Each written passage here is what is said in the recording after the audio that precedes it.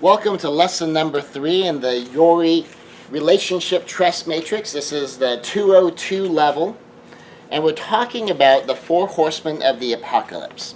Now, this is part of the John Gottman principles that he found that in observing 15 minutes of how a couple handles an issue, handles a dispute, that he can predict with between 70 to 90% accuracy whether or not this couple is on the way in, on the way out, or if the relationship is basically just over.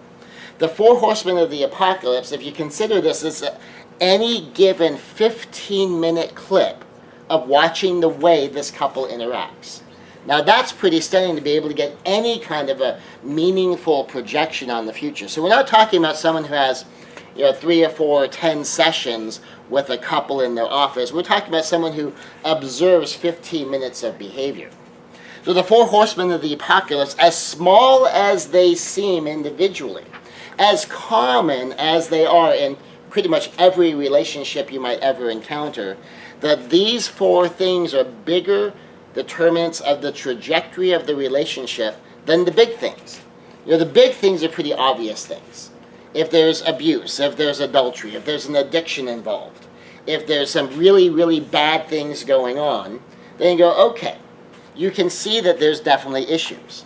But he would be able to pick up on these issues and has studied this scientifically to be able to make these determine these projections based upon these 4 common things. One is criticism, which we will be talking about today.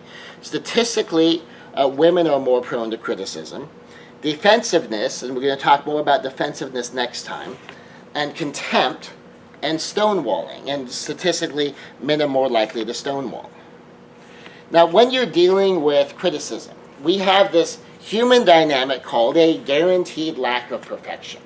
No one of us is ever going to be perfect. And if I'm not perfect, that means by definition, correction will be required. That I can either continue making the exact same mistake, the exact same way, and continue to do nothing about it, or some correction is going to be required. So if you have a particular spelling error that you keep making, at some point you need that error corrected. If you have a particular math error you keep making, you need that error corrected. And if you can't correct it yourself, you need some error correcting mechanism to help you do the correction for you. Now sometimes if your error correcting mechanism does too much of the work to you, you actually end up not necessarily getting better.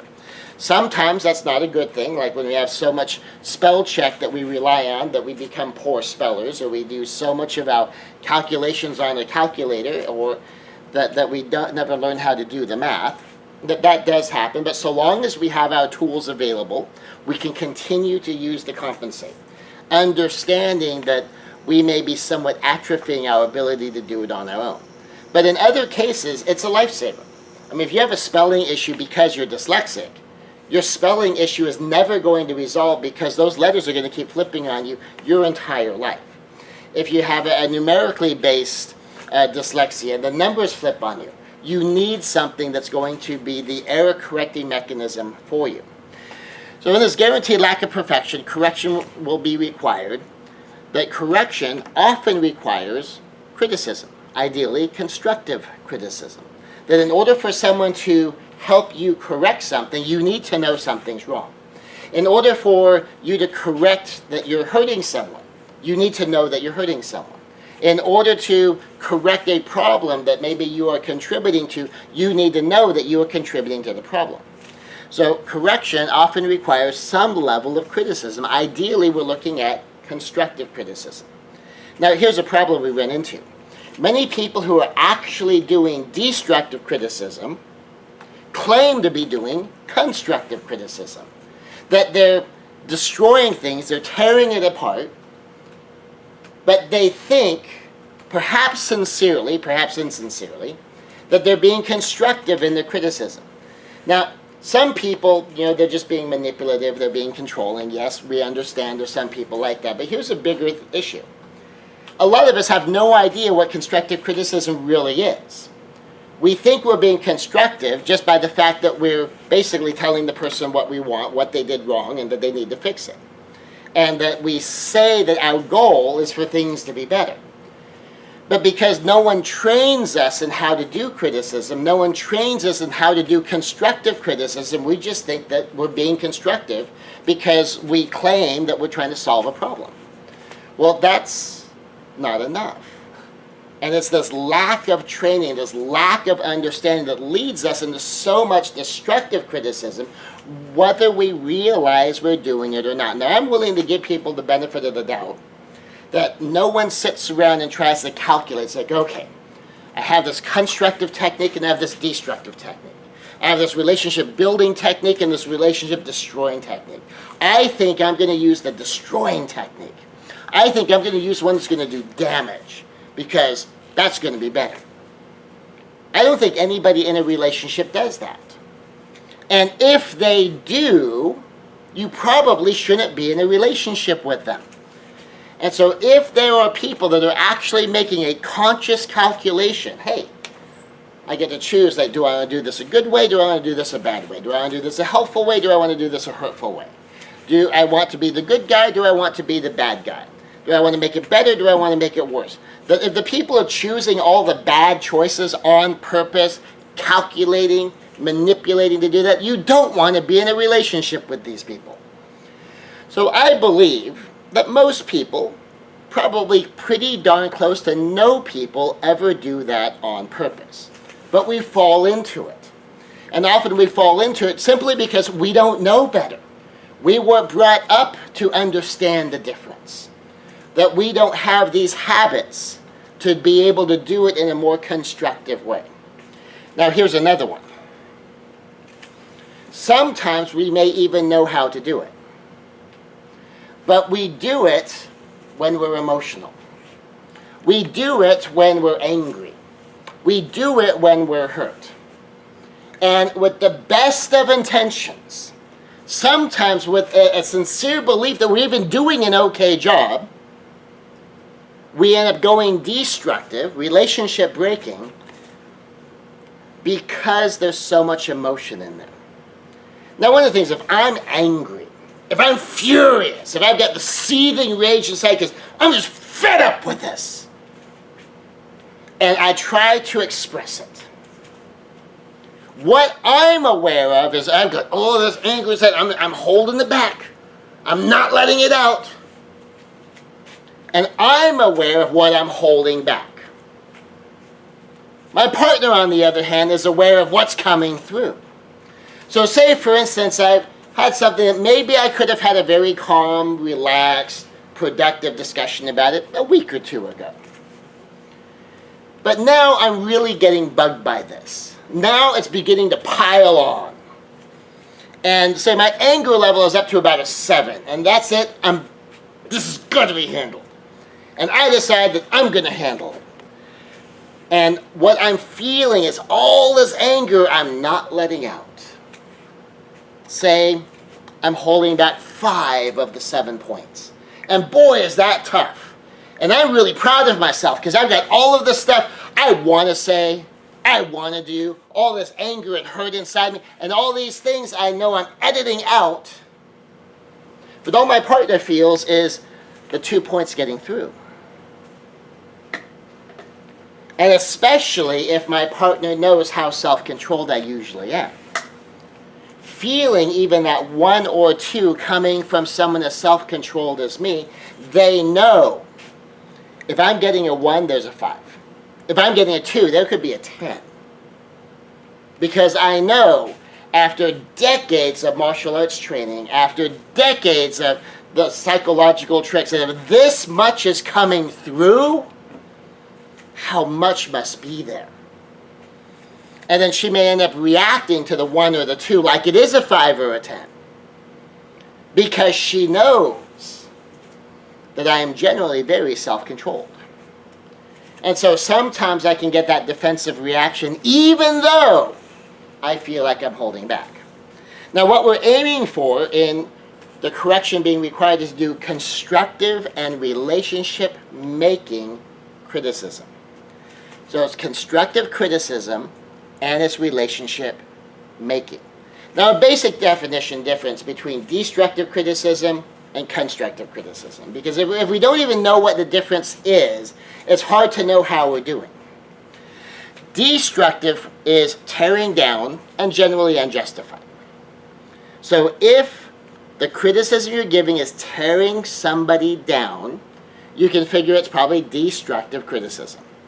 If it is unjustified, even if you feel like you're not tearing someone down, if you've gone too far, you've gone further than the facts warrant, you're not giving the maximum benefit of the doubt, the totality of the facts allow, you're giving no benefit of the doubt, or a negative benefit of the doubt. You're assuming the worst, even though there's not evidence to clearly support the worst. Okay, that's destructive criticism. So ascribing negative motives, for instance, is usually unjustified and almost always counterproductive. So when you ascribe negative motives to someone, when you assume that they're doing what they're doing for a bad reason, you're assuming you can read their mind. You're assuming that you know their heart, that you have this telepathic power, that you've been able to mind scan them, you've been able to deep probe their spirit, and you really honestly know where this is coming from. Now, if you have that power, use it for good and not for evil. Read their mind. Scan their thoughts. Scan their heart. So you can open their heart, so you can understand, so you can predict and project and be more loving. But frankly, none of us have that ability. And as much as we get defensive about, well, how was I supposed to know? If someone says, well, if you really love me, you just know. It's like, no, I'm not a telepath. So we understand it when we're held to account for it, but it's amazing how often so many of us will ascribe to ourselves the supernatural power in the middle of judgment, presuming that we have this clairvoyant ability to really know what's going on behind the scenes, have this clairvoyant ability to really understand what's going on in their history, what's going on in the backstory, and presume we have this telepathic ability to understand what's really going on in their head when we're casting judgment, when we're being destructively critical. Now, when we ascribe negative motives, here's a fundamental thing to understand. Those with good motives resent being told that they have bad motives. So if you mean well and someone tells you you mean evil, that you meant to do bad things for a bad reason, when you really were trying to do good, and maybe you did the good imperfectly, maybe you did a lousy job, but you tried, and you get accused of being the bad guy on purpose. You messed this up on purpose. People who mean well feel there's no credit for meaning well. Why do I even bother? And then here's the flip side. Those are bad motives. They resent being found out. So if someone's being passive aggressive and you call them on their bad motives, where are you going to go with that? How is that ultimately going to help? Now, is it good sometimes for them to realize you're not getting away with this? That can be useful, but you have to have a strategy here. What are you going to do with that now? Now, that's destructive criticism. Tearing down, unjustified. When you go too far, you judge too much, you ascribe to yourself supernatural ability to know backstories. You basically are claiming to be a clairvoyant telepath and that you know all of these things. The flip side, constructive, is tools to improve and a rational basis. Tools to improve and a rational basis. So where destructive tears down, constructive is building up. Constructive is saying, here's a way we can solve this. Constructive is aimed at the solution. Destructive is aimed at blaming for the problem. Destructive criticism is often aimed at punishment. It's aimed at a sense of superiority in the one inflicting the punishment and or a reaction against the other person as part of defensiveness. So constructive has tools to improve. Tools to improve include specific guidance.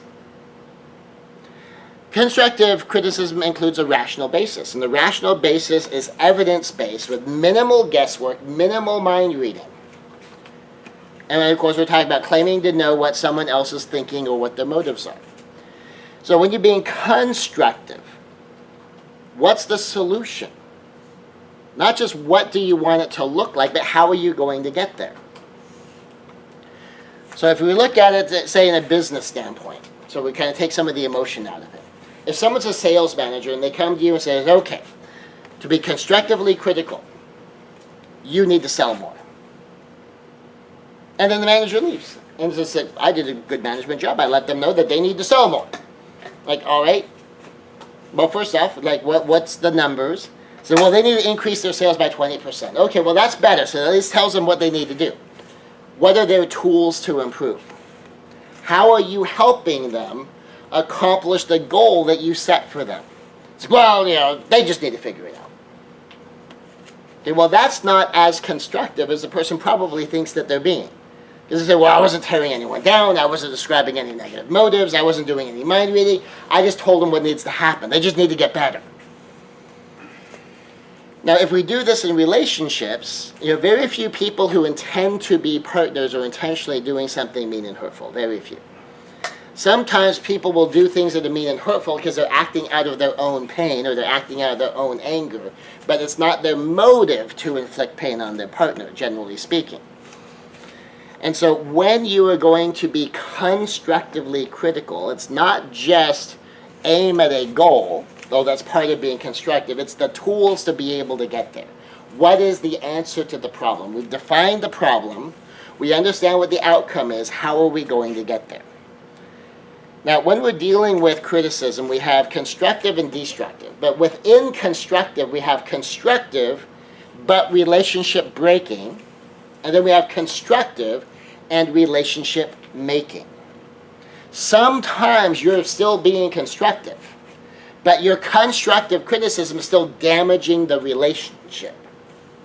Now, often criticism by its very nature is taken as negative, just because it's a criticism. Because the very nature of criticism is there's something that's wrong.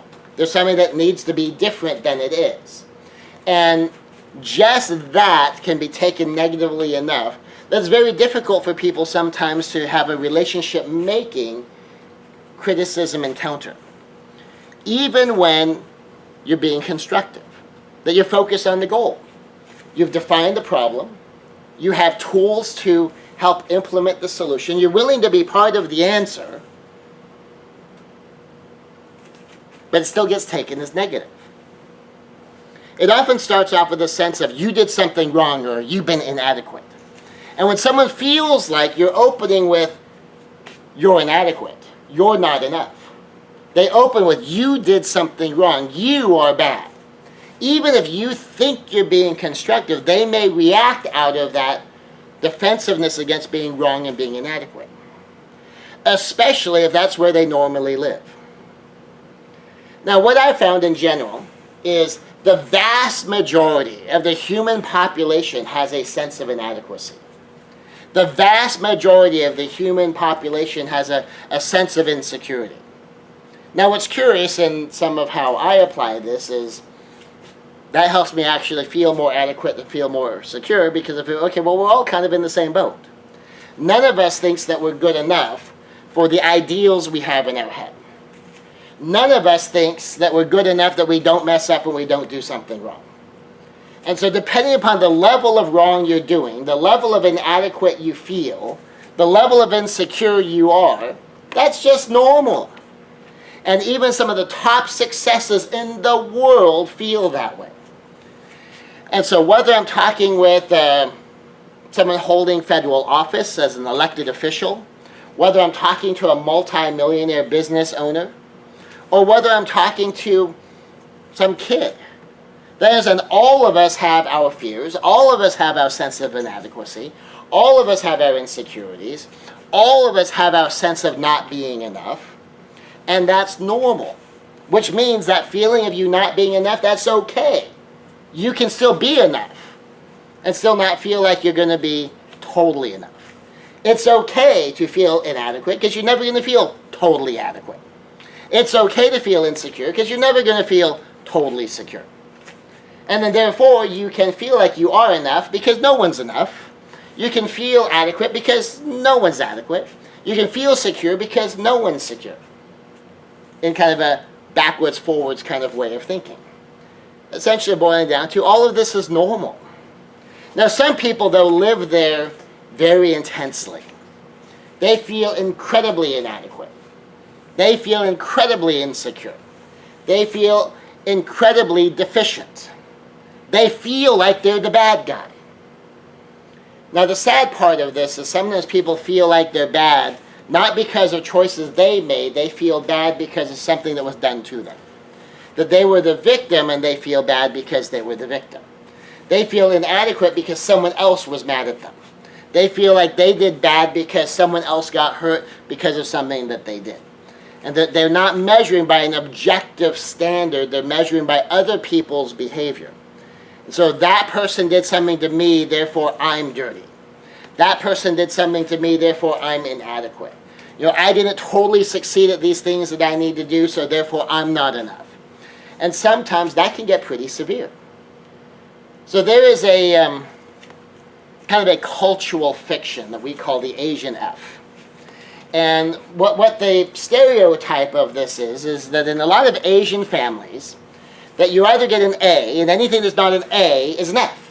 And there's a lot of anxiety sometimes in Asian students because of this idea. Now, certainly this isn't just an Asian family. This is any family where perfection, getting that straight A's, getting a 4.0 or above GPA is fundamental to the family.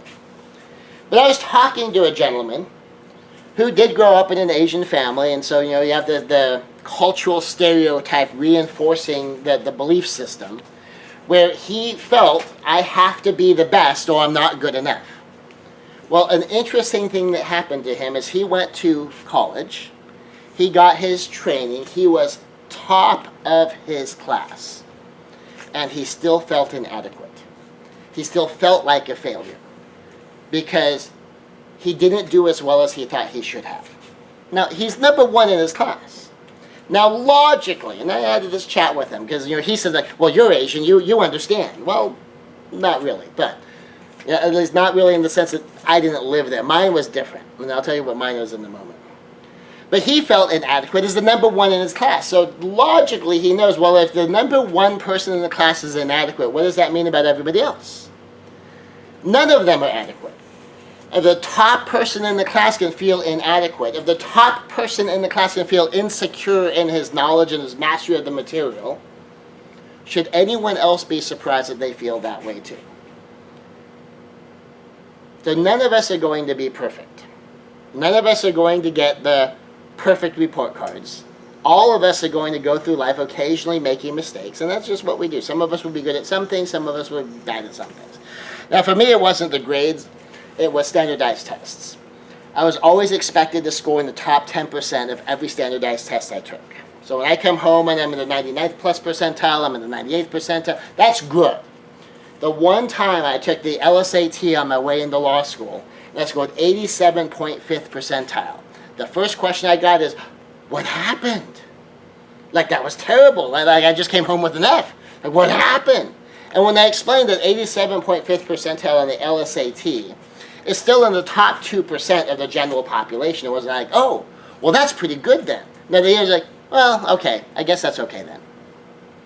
So top 2% of the population was okay. So that's kind of what I grew up with. So when you're dealing with constructive and destructive, we have to understand that this is part of the context that we're coming from and that the other person is dealing with.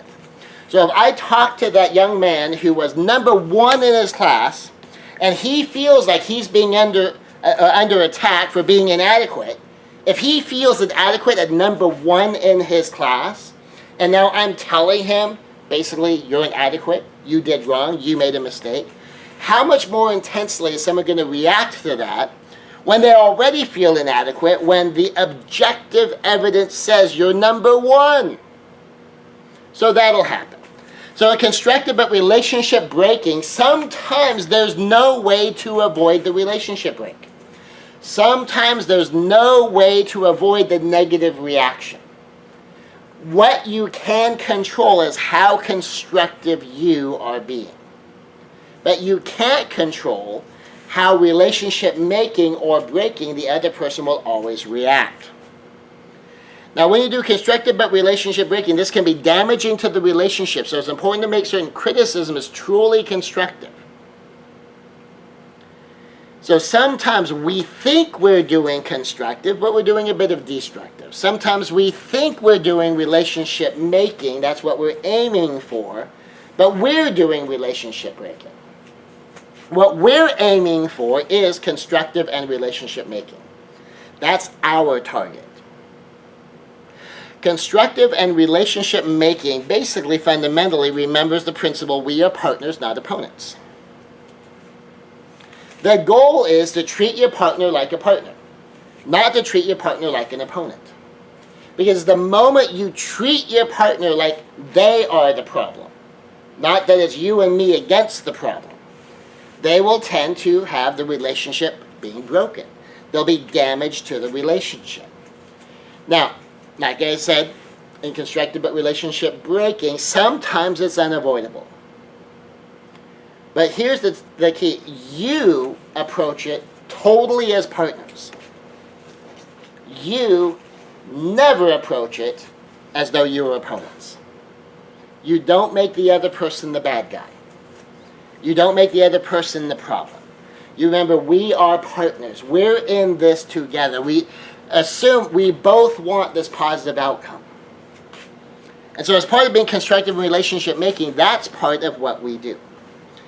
The target is 100% helpful, 0% hurtful. That's our target. Now, will we ever be able to be 100% helpful and 0% hurtful? Probably not. Not if we're involved in the situation. But that's what we're aiming for. If we catch ourselves with hurtful part of the content, we take it out. If we catch ourselves. If we catch ourselves being less helpful than we think is ideal, then we try to be more helpful.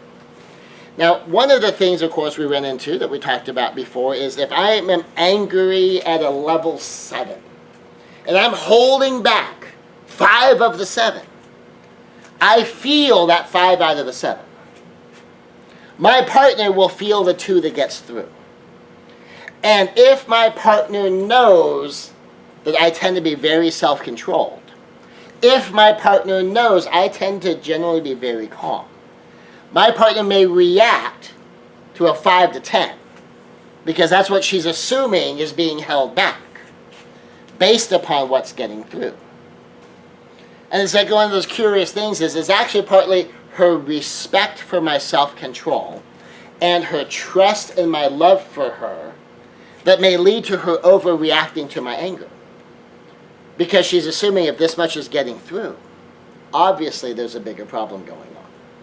Because she's trusting how much I love her and how much I really want to build this relationship. I really want it to be good, that if this much anger is still coming through, I must be devastatingly hurt. And I must be furiously enraged because this is what's coming through. So sometimes you think like, I did a good job. I don't know what this overreaction was to. Well, it may not be an overreaction. It may be based upon the amount of respect she has for you because she knows what's coming out is only a fraction of what's there. So that gets to be kind of a curious double bind because you do want to be self-controlled. You do want to be loving. But that will also happen sometimes. Now, if you know you feel angry and you're not sure how good of a job you're doing, a simple technique that almost no one's willing to do is just record your interaction. So if you're going to do something along the lines of, we need to talk. Like, okay, so you're going to have a talk. You know you're going to have a talk. It's not spontaneous. It doesn't just say, if you record your interaction and at some emotionally more distant point in time, you listen to the interaction and see how you did. See if you did as well as you think you did. Now, part of this thinking, comes from being a lawyer. One of the things we do as lawyers is we have depositions taken. And what it is there's someone there writing down every word we utter. Now, the only problem with a transcript is it doesn't give you tone of voice. It doesn't tell you, how things were said. It tells you what words were used, so it gives you the vocabulary, but it doesn't give you all the nuances. But when you have an audio recording or a video recording then you can see and hear more of what was really going on there. And so if I'm working with a couple, and one of the problems we have is this communication difficulty. Well, if we just take video of the communication, and then you listen to the audio of that communication, you can see like, okay, I can hear the backspin in my voice. I can hear the judgmentalism in my voice. I can hear in the situation as I'm crafting, I'm kind of double binding my partner, so I'm really not giving them a good way to win right now. And that basically it's my way or the highway. Okay, that part can all be locked in the vocabulary. But then you listen to the tone of voice. And what you may start to hear sometimes is the way you thought you were saying it isn't really the way you were saying it. That you were emotionally aware in that moment of those 5 points you're holding back. But then when you go back to it later on, when you're emotionally distant from the situation, you can hear and see that 2 points that was bleeding through. And in having a video, you can also see things like, are you actually paying attention to one another? Is there eye rolling going on? Is the body language aggressive? Are their fists clenched? Is there this attitude of combat in their posture? Or passive aggressive, or ignoring someone, or rolling of the eyes? And so when you get that kind of objective feedback, you can see better how you're doing. But very few people are willing to do that outside of a therapeutic type environment. But you can imagine how powerful that would be. Because think about typically the issues you've had with other people. Whether it's a romantic partner, coworkers, or how much of it, if you reflect back on it, if you give them the benefit of the doubt, that you can assume that they probably don't realize what their behavior was like. That they don't realize what their body language was saying. That they don't realize how much of their tone of voice was part of the whole transaction. That they don't hear their actual choice of words. That they don't understand how that choice of words was impacting the whole interaction.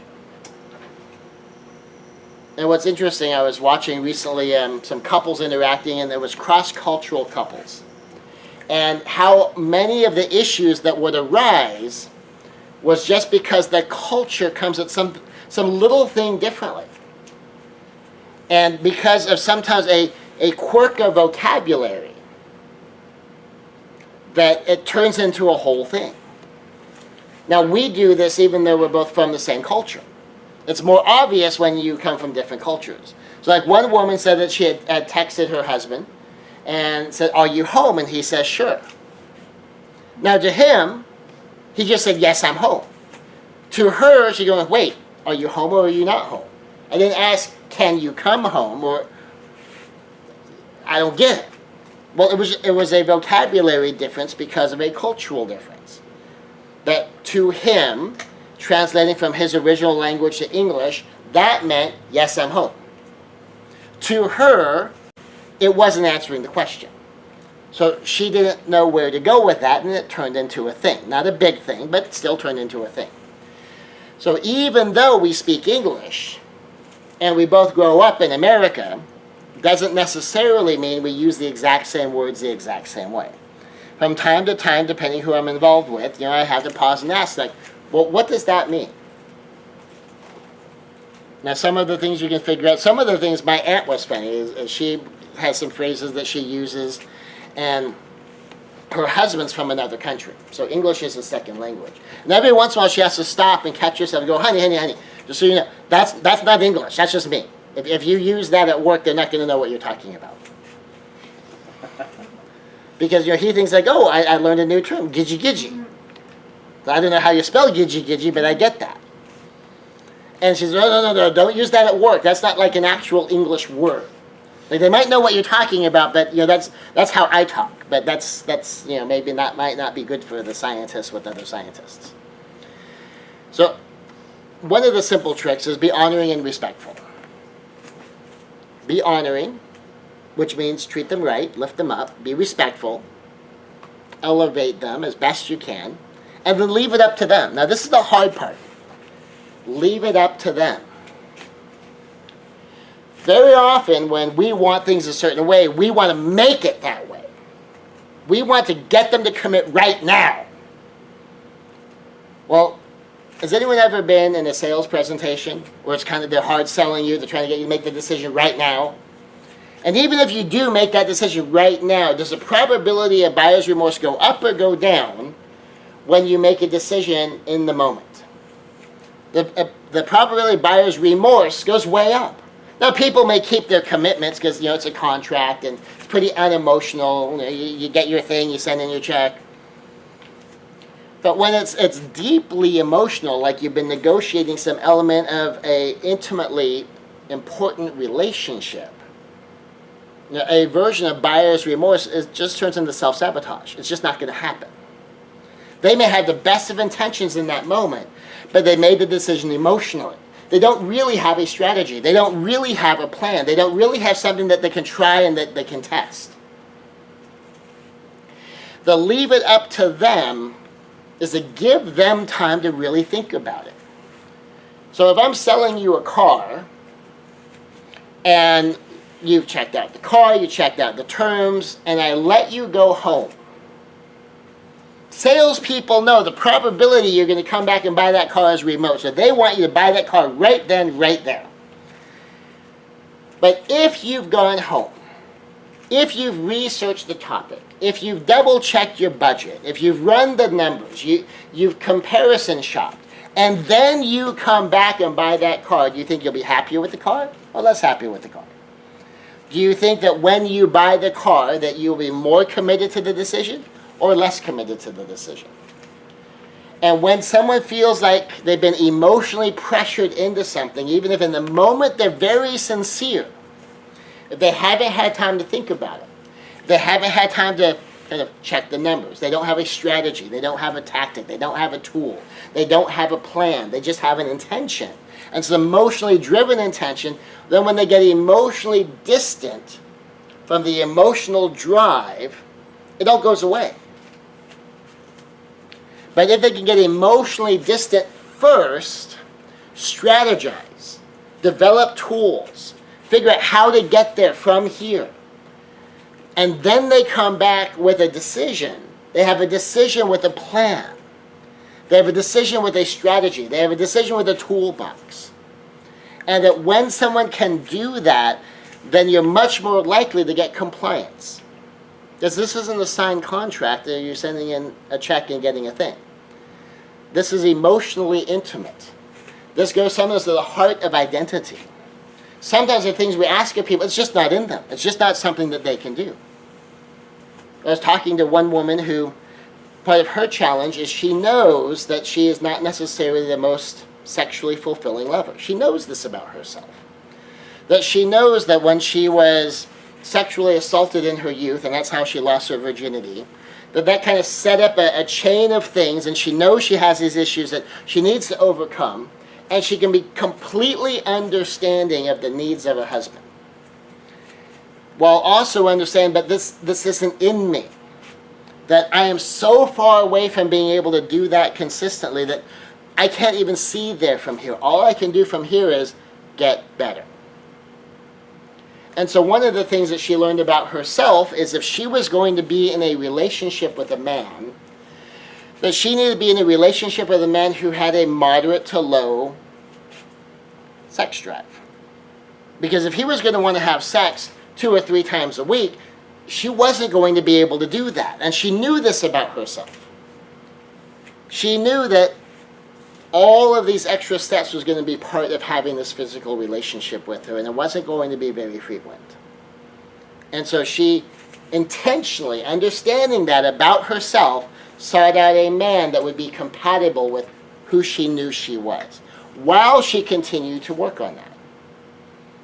And now she's a parent, her kid's going to be a teenager, and all of these things are still moving forward in her life, but it's still very small steps, and she still readily admits that, yes, I still don't have a lot going on there. I still would like to be better, because I love my husband. He deserves so much more than I give him. And I would really love to give him me with passion and desire. And I look at him, and I want him to have that, I just wish that was me. But the husband is, he's moderate to low sexual. He's perfectly happy with it. He's happy knowing that his wife thinks enough of him that that's what she wants for him. That she looks at him and says, you are a man that deserves to be desired. Oh, I wish I was that woman, because that's what you deserve. And he goes, well, that's a really nice sentiment. He enjoys that. But he has a moderate to low sex drive personally, so if he actually got it, might not make anything any better for him.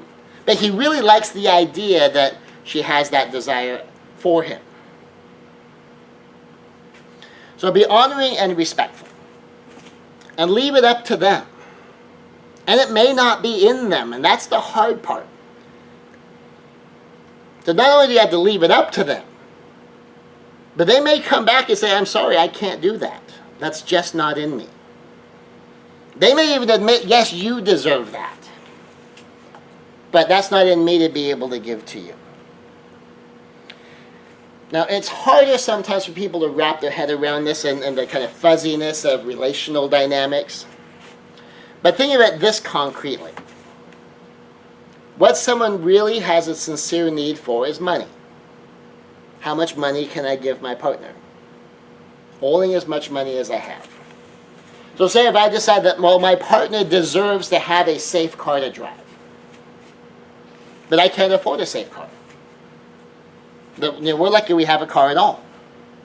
Or I may decide that, my family deserves to live in a safe neighborhood, but I can't afford for us to live in a safe neighborhood. The income that I generate and that I can generate isn't enough to be able to do that. So it's just not in me. It's not in the bank account. So when something as objective as money, we can go, okay, we can see that. And you can really sincerely believe that, your partner deserves these wonderful things that money could buy. But you just can't afford them. That you may think that, my partner deserves this great wedding. My partner deserves this fabulous honeymoon.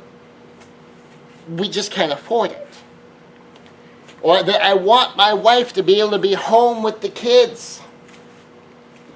But we just can't make it on one income. I really want my kids to grow up with mom at home. But we can't pay our bills. That safe car we have, I didn't buy it for the family. We had to work together to buy it for the family. That's not me providing for my family. That's us providing for our family. And if we lose one of the providers, then we can't provide for the family. So when it's dollars and cents, we get it. Because that's money. Money is math. And just like when it's dollars and cents, I may want to get a nice car for my wife. I may want to provide a good home in a safe neighborhood for my family. But I may need the partnership of my wife to be able to do this. We may both need to be working. We may go through spells where she's working full-time and I'm not. We may go through spells where I'm working full-time and she's not. But ultimately, if to make it, we both need to be working, and we both need to be working full-time or near full-time, I can't solve the problem by myself. I need to be in partnership with my partner to be able to handle the dollars and the cents. Now, likewise, when you're dealing with any other issue, my partner may not be able to handle it by herself. She may need me in partnership with her in order to solve this problem. So one of the relationship making techniques is feed forward. Not feed back, where you're looking back. Feed forward. What do you want it to look like? And how are you going to get it to look that way? Feed forward is about what we can do from here. It's about what we can do, not about what we couldn't do before. It's not about what didn't happen. It's about what's going to happen. It's not about what happened before. Feed forward is about what we want things to look like. It's not about what wasn't what we wanted.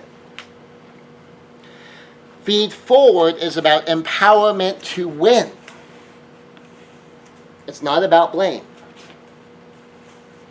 A fundamental of Feed Forward is focus on what you do want, not on what you don't want. Now, when you focus on what you do want, good, now how are you going to make it look like what you do want? Now, if we go back to our money metaphor, if, say, someone came to me and said, Scott, what I want is I want it to look like this. I want to have enough money to be able to pay all of the bills. I want enough money to have a safe car. I want to have enough money in the bank so if something goes wrong, we can fix it. That if something goes wrong in the house, we have the money to fix it. If something goes wrong with the car, we have the money to fix it. I want to know that we have enough money so that not only can we pay all of the bills, and if something happens in the family, we have enough money and or credit to be able to fly back and see the family, to go back for the weddings and the baby showers and the births. I want to know that we have enough money to be able to take a vacation every year, to be able to take the kids someplace, not necessarily super nice, but someplace pretty nice. And that to do all of these things, you're going to need to gross about $10,000 a month. Now, that might sound all well and good. Can I produce $10,000 a month? That by the time we pay taxes off of all of that, then and if my wife would like to be able to be home with the kids, say we have some young ones, that might be a very reasonable amount of money that someone may need to make to be able to do all of this in a particular neighborhood, with a particular level of car, with particular types of vacations, being able to fly the whole family, back from one side of the country to the other. Well, if you focus on what you do want, might it be entirely possible that someone might go, okay, all of that sounds reasonable, and all of that sounds like great things I would love for the family to have. I just don't have a skill set that can generate $10,000 a month. That I'm not the kind of employee that really honestly is worth $60 an hour. I don't have my college degree. I don't have, if you do have a college degree, it's not in something that you get hired for that kind of money for. Now, that's going to take a lot of time for me to build a career to a six-figure career. So in the meantime, if we want some percentage of this, we need to partner together. Now, is it more reasonable for one person to have to earn $120,000 a year? Or is it more reasonable for two people working together to earn $120,000 a year? So what if, say my wife says, well, tell you what, I can make about 30 grand a year working part-time, and I'll work while the kids are in school, and while the young ones are below school age, grandma will help, and I can make about 30 grand of that. Well, is it more reasonable that someone could step up and make 90 grand or 120 grand? Well, what if I need more help than that to start off with? What if I'm topping out my starting income at $60,000? Well, then I might need her to make as close to $60,000 as possible. Or we may just have to understand, like, well, we can maybe do a safe car. We're just not going to do a safe new car. We can do a pretty good neighborhood. We're just not going to do the best neighborhood. That we can do, mom being home sometimes. We just can't have mom being home full time. And that there's some options that we're just going to have to take off the table. We're not going to have the backup cash to be able to fix anything that goes wrong in the house. We're not going to have the backup cash to fix anything that goes wrong with the car. We're going to be lucky if we can go on a driving vacation somewhere nearby. We're not going to be flying across the country and doing 2 weeks in Disney World. All that's going to have to wait.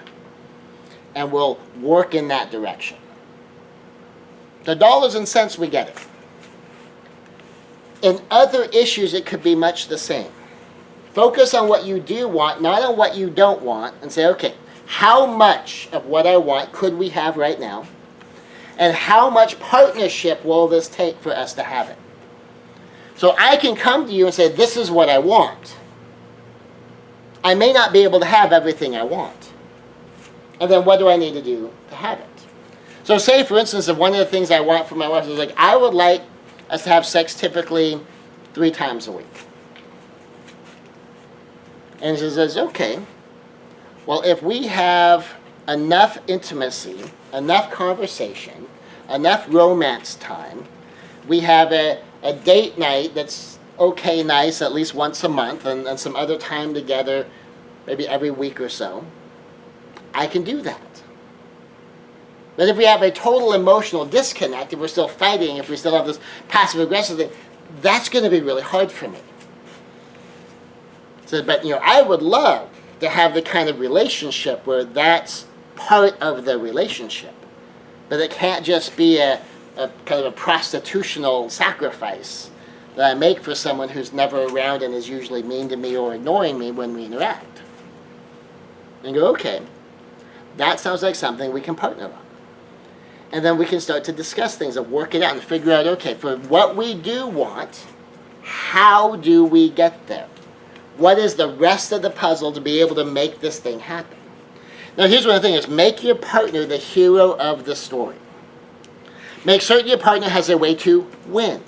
Now, this is something I run into in relationships all the time, where someone has no way to win.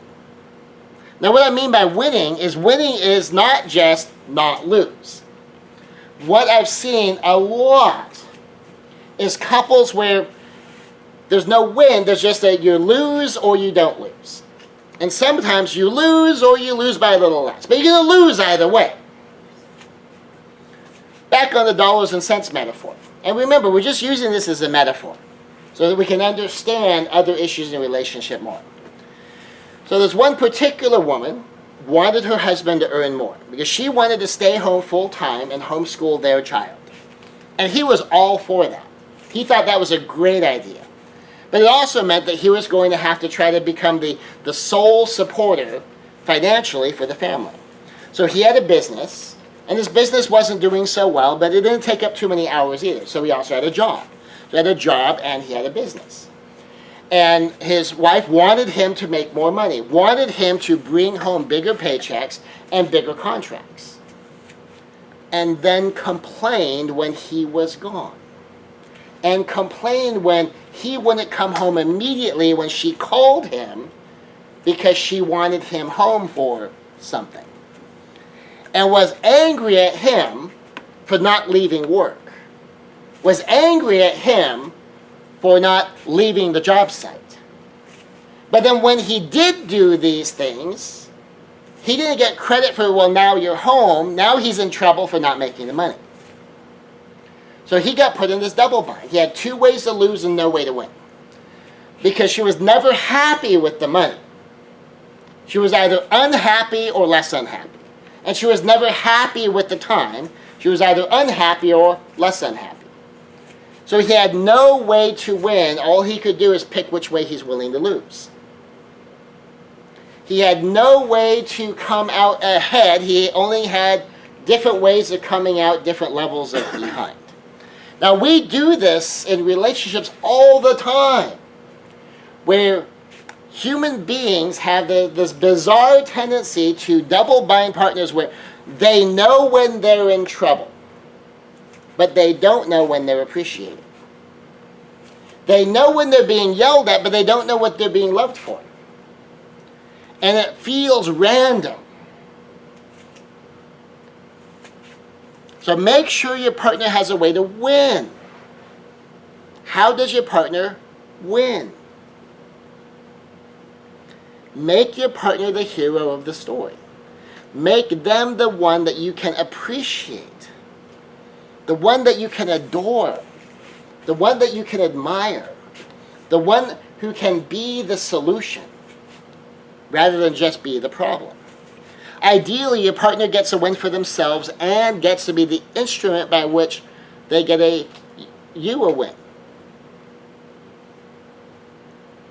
So they get to win with you, and they get to give you a win. And that you partner in both of you winning. So develop a solution in partnership with your partner. Be a team. Be part of the solution, rather than leave it all in your partner's hands. Sometimes a tool is required. Sometimes you have a tool that works. But you need another tool to remind you to use the tool. So just upgrade the plan until it works. So one of the things when I used to do a lot of vacationing, a lot of traveling, and I think at the height it was like 8 weeks of vacation in a year, that we have a packing list. And it's sort of a standardized list, and we kind of go through, we cross off the things that may not be necessary for this particular trip, and we go through it. Well, one of the curious things is, even with a packing list, sometimes things get forgotten. And so my wife liked to handle the packing on her own. Just, that kind of thing was more in her wheelhouse than it was in mine. And she liked to know that all of her stuff was there. And she'd be, okay, so long as I'm the one using the list for my stuff, let me just take care of your stuff too. I mean, get your stuff out, put it on the bed, but let me be the one to pack it. And she was really good at Tetrising things together so she could make stuff fit a bit more efficiently than I can sometimes, because that was her expertise. So we have a highly organized woman who's really good at doing this and has a checklist. And from time to time, she'd still forget things. Now, the simple way that would happen is, here she's got her list. And she would look at the list and see, next thing on the list is black socks. And she checks my pile of clothes, no black socks, so she goes to the drawer, and on her way to the drawer, she sees a belt. And goes, oh yes, he's going to need a belt too.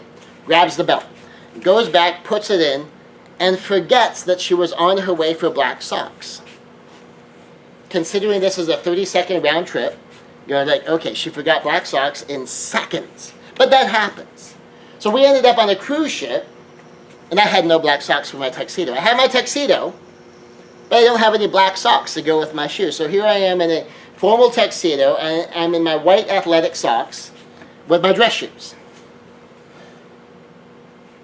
Now, keep in mind, this woman had a checklist, and that she organized all of the stuff. So anyway, we only had this problem one time. The simple solution we worked out is, if it is important to have everything on the list, she will pack everything. I'll get my stuff, I'll leave it on the bed, and then she'll just kind of check it off as she goes. And then after she has all of the stuff gathered, I take the checklist and I read each item we're taking with us, and she physically checks it to make sure she has it.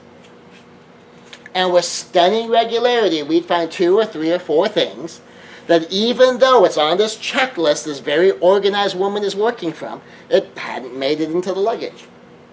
And it's because of this distraction effect that happens to all of us. All of us forget stuff. And we forget stuff that's even emotionally important to us. How much more to forget stuff that's just another item on a list, or that's important to somebody else when we have something else on our mind. And then another element that we worked out to solve any forgetting issues is we doubled up with, like, okay, if it's something like a cruise where what we can buy is very limited on the ship, we are super careful to double check and triple check everything we might possibly need for the cruise. But if we're just going to Vegas, if we're just going to Orlando, if we're going someplace that, there's a super Walmart nearby, we can get anything we need, we don't worry about it that much. Because then if I'm getting ready and I pull out my tuxedo for tomorrow night and I go, okay, where are my black socks? And, oh, looks like we forgot black socks. All right, put it on the list. We'll run to Walmart. We'll buy some black socks. And our backup plan is, well, just go get what you need.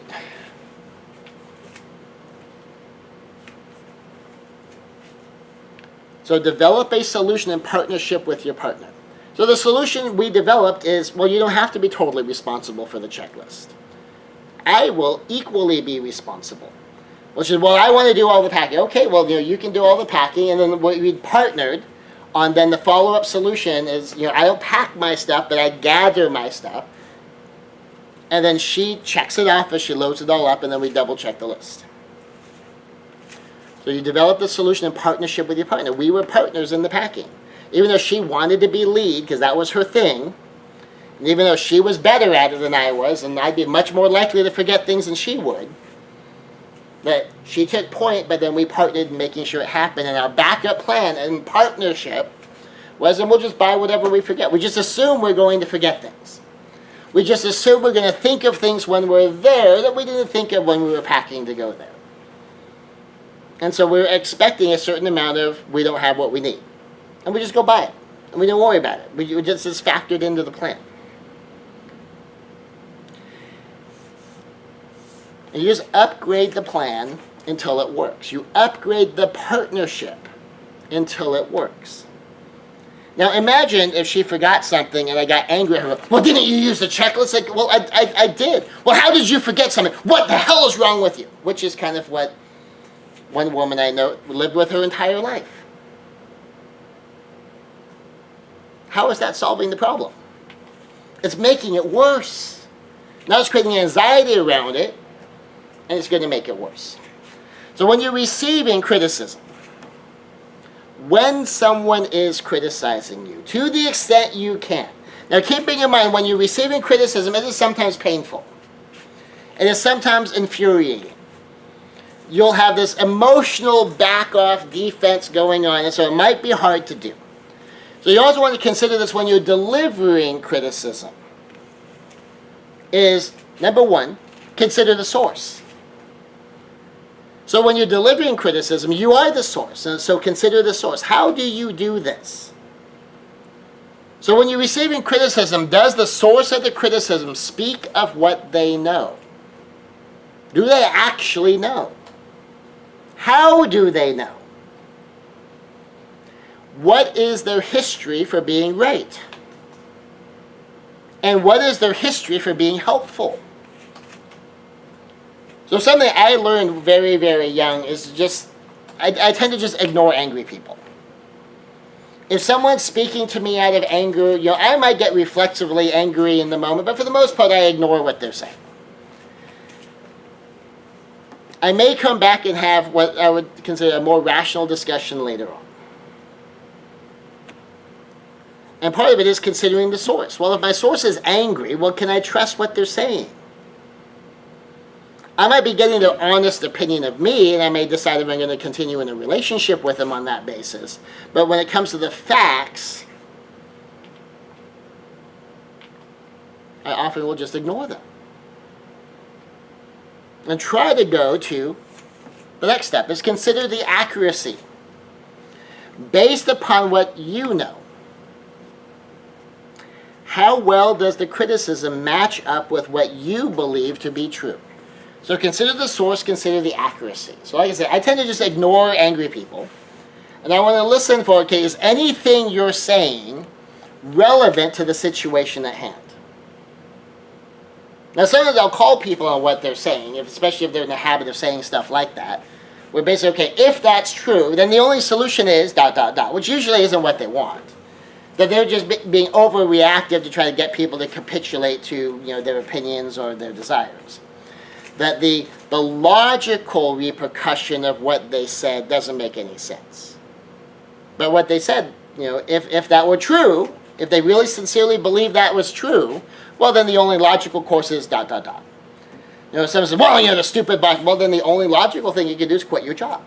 And why I can't quit my job? Well, if what you said is true, if the boss is who you just said he is, you can't work here. Well, maybe I overstated that a little bit. And goes, okay, well, if you overstated it, well, then maybe. But if you're going to keep saying stuff like that, you really shouldn't be working here. And so on and so forth. So here's the panning for gold analogy. Water, sand, and gold.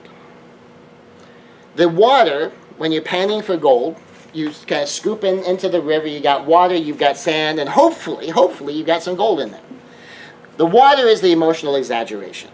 The emotional intensity of the person might tell you how important it is to them, because that's what intense emotion is. It's the language of emotions. You can learn the language of emotion to understand more about that. The specific emotion, based upon the language of emotions, may tell you what sort of change the person desires, because all negative emotions are emotions of change. But for the most part, most people find ignoring the emotion helps focus on what's useful. Now, the sand. The sand is the pain and discomfort. It's the irritants in there. Now, the armor technique is useful here. Also useful is the Triple E Freedom Technique, the 5-step forgiveness technique, or any of the other many freedom techniques and forgiveness techniques. And I have books and programs devoted to that, so that's not a 5-minute unpacking of these things, but there's a stack of techniques. And they're in the books, they're in the programs, they are available to deal with the pain and discomfort part especially if you can see it coming beforehand. And then there's the gold. The gold is the useful information. This is the part we're trying to find. Now, it's possible that there's none. And sometimes it's just venting or attacking. All someone's doing is throwing water and sand at us. That there's no gold to be mined out of this. That does happen. Now, when we deliver criticism, we want to be aware that we want to have no water, we want to have no sand, and we want to be all gold. That we want to check the emotions, not have the discussion when we are intensely emotional. Be aware of the irritants. Okay, how much am I judging? How much am I ascribing negative emotions? How much am I making the situation worse? How much am I insisting on diving in when my partner's emotional? Even if I've gotten some distance, my partner's still emotional. They need more time before they can talk about this. So we seek to deliver as little water and as little sand as possible. Now, it doesn't mean someone's not going to still receive water and receive sand, because we've talked about that already. But our goal is that we're not delivering the water and we're not delivering the sand. So the encounter can be helpful and ultimately be something to be appreciated rather than feared. Did anyone ever get called to the principal's office or sent to the principal's office, and now you're sitting in that chair and you're waiting to be called in, and how scary that could be? That's kind of the feeling a lot of people get when someone says, well, we need to talk. And they go, oh my gosh, I'm in trouble for something. I don't know what I did. You just get, I'm in a trouble feeling. Well, you don't want to give that in trouble feeling. You want to create the feeling as much as you can that they're like, okay, well, when you're ready, let's talk about this and let's see if we can solve it. And then that becomes a conversation to look forward to rather than to fear. Because someone understands, well, when we have this conversation, I'm not going to be the villain, I'm going to get to be the hero. It's not going to be about how I screwed up. It's going to be about how we are going to make it better.